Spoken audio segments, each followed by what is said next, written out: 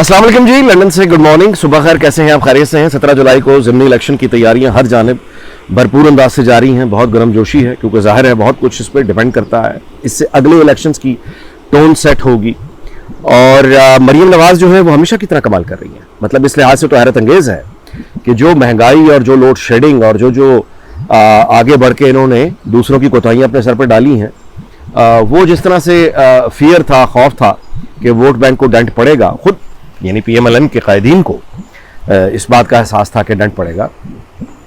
लेकिन मरीम नवाज जो है वो एक लिटरली जादू हो रहा है। जहाँ भी जा रही हैं ऐसा लगता है गोया यानी लोगों को इससे फ़र्क ही कोई नहीं है, वो उनको दीवानावार देखने आ रहे हैं। लेकिन दूसरी जानिब इमरान खान के जलसे हैं, वो भी अपनी हदों से निकलता, बिल्कुल वही उसी तरह से हदों से निकलता हुआ, बार बार वार्निंग्स, बार बार मिस्टर एक्स मिस्टर वाई, अजीब गरीब इल्ज़ामात वो जारी हैं। किसी तरह की अभी तक जवाबी कार्रवाई या कानूनी कार्रवाई जो तमाम दूसरे कौम के लिए मौजूद है, वो यहाँ पे कानून अभी तक हरकत में नहीं आ रहा। इसका मतलब ये है वो स्ट्रॉन्ग बेस जो इमरान खान असल में आज तक एंजॉय कर रहा है। और आप ये देखिए, अब हम आते हैं जनाब आसिफ अली जरदारी की जानिब, जिन्होंने वो बिल्ली थैले से बाहर आ गई है और इन्होंने साफ बता दी है, जो कि किसी भी बाप का ख्वाब हो सकता है। इसमें कोई यानी मैं इसको ये हर तरह किसी भी तरह से मैं तनकीद नहीं कर रहा, गो के एक खास तबका हमेशा करेगा, मैं उसकी तरफ तनकीद नहीं कर रहा। लेकिन ये बात बहरहाल अब खुल के सामने आ गई है कि आसिफ अली जरदारी साहब ने कहा है कि वो अपनी ज़िंदगी में बिलावल भुट्टो को वज़ीर आज़म यानी पाकिस्तान का बना हुआ देखना चाहते हैं।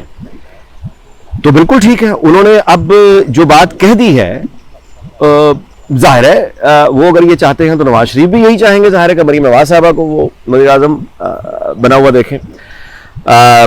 किसी भी बाप का, मैंने कहा ना, हक। लेकिन अब आसिफ अली जरदारी ने जो बात कह दी है उसकी तैयारी आपको समझ आ जानी चाहिए कि वो कहां से कर रहे हैं।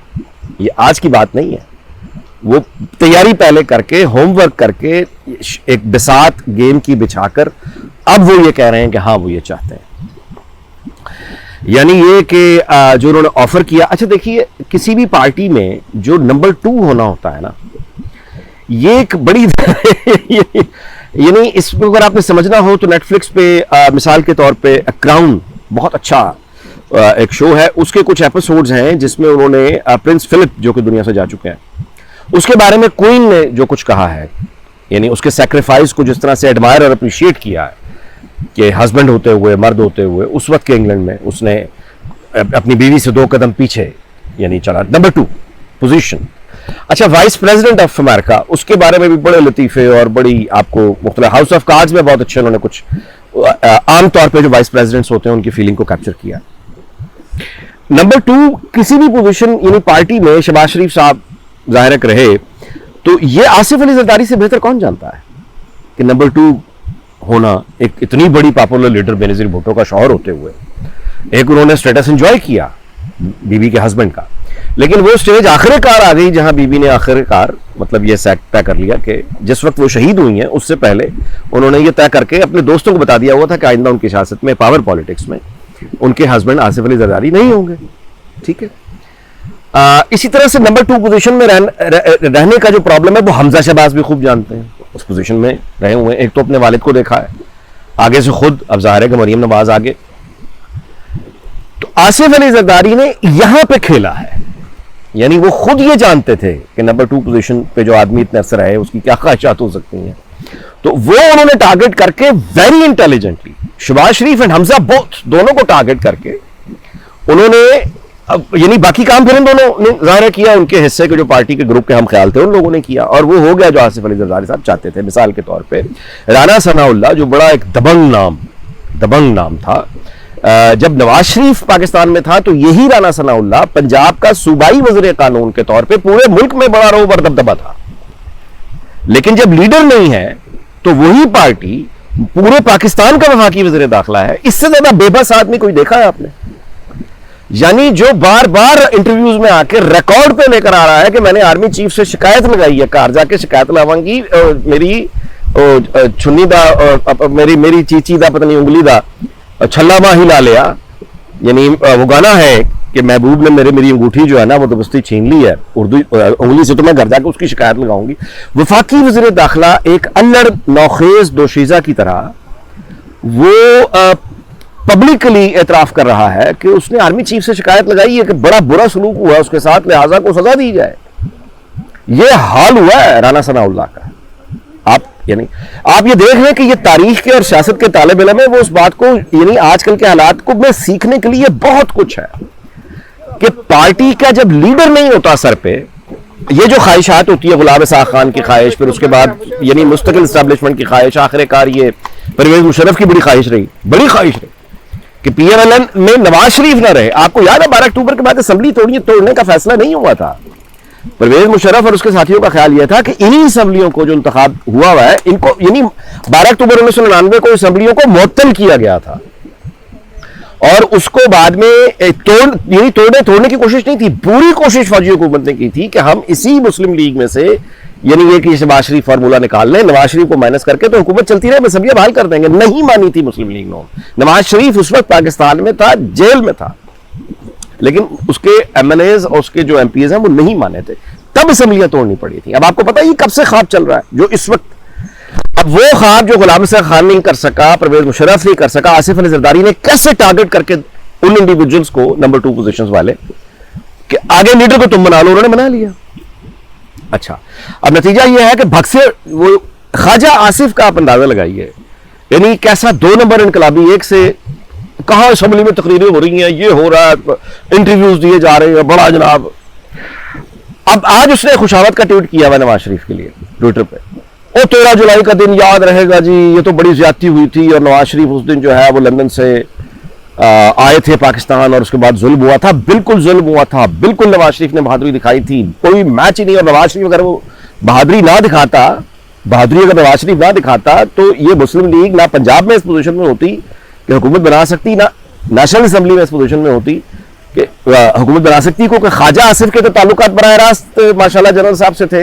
इलेक्शन हार रहे थे, इन्होंने जनरल साहब को फोन किया कि मैं इलेक्शन हार रहा हूं, खुद बता चुके हैं, सुबह तक इलेक्शन जीत चुके थे। तो बाकी जो एमएनएस जीते हैं उनको तो ये सहूलत मैसर नहीं थी जो ख्वाजा साहब को मैसर थी, ना पंजाब असेंबली के किसी एमपी को ये सहूलत मैसर थी। लिहाजा उनकी तादाद पीएमएलएन का जो वोट यानी जो अरकान असेंबली, अगर नवाज शरीफ ना आता ये आधे भी ना होते। अच्छा, लेकिन हुआ क्या, वो आदमी आज भी बाहर बैठा, पाकिस्तान नहीं आ सकता, उसकी बेटी आज भी उसके पासपोर्ट तक उसको वापस नहीं मिले। ये आदमी ख्वाजा आसिफ जो ये खुशामदी ट्वीट कर रहा है कि ये याद रहेगा सबको, ये वजीर दिफा है, ये किसी के खिलाफ अलामती कार्रवाई तक नहीं कर सका, इसका लीडर आज तक पाकिस्तान में वापस नहीं आ सका, इसने उसी तनख्वाह में वजारत फिर भी कबूल कर ली, खुशामद से बाज नहीं आ रहा। और भाई अगर तुम कुछ नहीं कर सकते, बिल्कुल ही बेबस हो गए हो, तो खामोश होकर घर बैठ जाओ, वजारत जरूर लेनी है तुमने। भूख अभी भी बाकी है, हवस अभी भी बाकी है। इन लोगों को पता नहीं कि मतलब मौत भूल जाती है, क्या उम्र हो गई है यार। पहले भी इतनी वजारतें देखी हैं, घर बैठ जाओ, तुम्हारे लीडर को और उसकी बेटी को रिलीफ नहीं मिल रहा। अच्छा, ये काम हुआ यहां पे। अब वहां पे दोबारा वापस आते हैं आसिफ अली जरदारी साहब, अमेरिकियों के साथ बिलावल भुट्टो के आप देख लीजिए कॉन्टैक्ट एस्टैब्लिश। आसिफ अली जरदारी ये पहले कराची में खड़े होकर कह चुके हैं कि जो बाइडेन उनका दोस्त है। यह अलग बात है कि उसी प्रेस कॉन्फ्रेंस में उन्होंने कोर कमांडर पेशावर के बारे में खुद लाइन और उसके बाद वो जवाब आ गया, वो एक अलग बात है, ये चलता रहता है। लेकिन असल काम जरदारी साहब खेल रहे हुए हैं। और बिलावल भुट्टो साहब की मैं यानी उनसे I am not जेलसली commenting on it, मैं रादर हैप्पीली, वो एक यानी I have respect for the young man. लेकिन तारीख का आप देखिए पहिया कैसा घूम रहा है कि वो यानी अपने उस पर यानी जरदारी साहब अपने उस पर बिल्कुल ठीक चल रहे हैं। नून लीग उनकी सियासी मुखालिफ है, उसको उन्होंने डिवाइड करके एक्सपोज किया लीडर के बगैर पाकिस्तान में। अब आगे क्या होगा देखें, पाकिस्तान इज फुल ऑफ मतलब कहना चाहिए अनप्रिडिक्टेबल कंट्री है, तो कल क्या हो जाए इसके बारे में कुछ कहा नहीं जा सकता। लेकिन वीलॉग जो है वो खत्म करने से पहले बस मैं यही बातें गुजारिश कर देता हूं कि Asif Ali Zardari played very well और वो अपने बज़ाहिर अपने टारगेट को अचीव करते हुए नजर आ रहे हैं। सारे गोया उनकी स्कीम में मुख्तलिफ कैरेक्टर्स बने, अपनी मर्जी से बने और अपने लिए एक सबॉर्डिनेट का रोल देखे ना। लीडरशिप क्या होती है, नवाज शरीफ पाकिस्तान में नहीं है, शहबाज शरीफ है जो इस वक्त चला रहा है, तो नीचे राना सनाउल्लाह भी ठुस, ख्वाजा आसिफ तो खैर अल्लाह ही माफ करे, क्या नाम लेना है इसका, बाकी भी आप देखें ना सारे के सारे खामोश कंप्रोमाइजिंग, आगे चलो मट्टी डालो, ये हो रहा है। ठीक हो गया।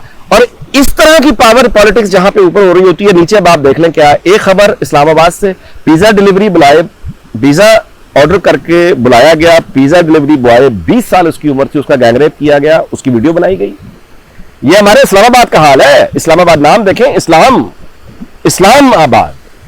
इस्लामाबाद, क्योंकि पाकिस्तान और इस्लाम लाजिम मलजूम है, हर काम इस्लाम के नाम पे करते हैं और इस तरह से अपने ही मजहब को बदतरीन नाम देते हैं। कभी दहशतगर्द बनाते हैं और कभी होमोसेक्सुअल्स का मजहब बनाते हैं।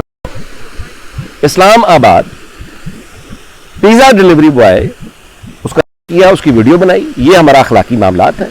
डिफेंस में ईद के रोज 2 भाई गरीबों के बच्चे घर में मुलाजिम रखे हुए थे, 7 साल 8 साल, ये 2 ईद के रोज भूख लगने पे मुलाजिम बच्चों ने फ्रिज खोल के को खाने की चीज निकाल के खा ली। वो दरिंदों ने इतना मारा इस जुर्म पे कि एक बच्चा शहीद हुआ है, वो मासूम बच्चा शहीद हुआ। एक जालिम शैतान से मार खा के, इसका हुलिया देखें, ये जो बैठा हुआ है, इसकी दाढ़ी देखें, ये सफेद दाढ़ी रखी हुई है, इसकी देखें इसकी हालत। और ये आदमी, इससे अगर आप अदरवाइज पूछेंगे ये सियासतदानों को गाली देगा, ये पाकिस्तान का असल शऊर है। मैं इसको बुरा नहीं कह रहा, हमारी मेजॉरिटी ये है, हमारा कौमी शऊर ये है। ये जो सफेद दाढ़ी वाला बैठा हुआ है, ये सुन्नत रसूल सल्लल्लाहु अलैहि वसल्लम का बदतरीन मजाक उड़ाने वाले, ये मजहब को बेचने वाले, ये सियासतदानों को गालियां देगा, ये दूसरों को चोर कहेगा, ये कहेगा भारत को गालियां देगा, अमेरिका को गालियां देगा, मगरब को फोहिश कहेगा, काफिर कहेगा। इसका अपना अखलाक ही है। बच्चे छोटे मुलाजिम रखे हुए हैं, ईद के दिन फ्रिज में से उन्होंने चोरी करके खा लिया, तो इतना मारा कि एक शहीद हो गया, दूसरा शदीद जख्मी है। यह है पाकिस्तानी मुआशरे का चेहरा, असल चेहरा। इतना भयानक है कि इसको अगर देखें तो मानने से इनकार कर देते हैं कि नहीं नहीं नहीं, हमारा चेहरा ये नहीं हो सकता, एक और रेत में सर डाल देते हैं। चलें जी, बहरहाल अगले वीडियो में मुलाकात होगी। ये वाकयात होते रहें, मद्दोजहर आते रहें, जवार भाटा कहिए, भंवर कहिए, तूफान कहिए, आते रहें, ठीक है। लेकिन बहरहाल हम कोशिश भी करेंगे, आवाज भी उठाएंगे और दुआ भी करेंगे अल्लाह ताला पाकिस्तान को शाद और आबाद रखे और उसके तमाम हमसायों को और दुनिया भर को शाद और आबाद रखे। अगले वीडियो में आपसे मुलाकात होगी। अपना बहुत ख्याल रखिएगा। अल्लाह हाफ़िज़।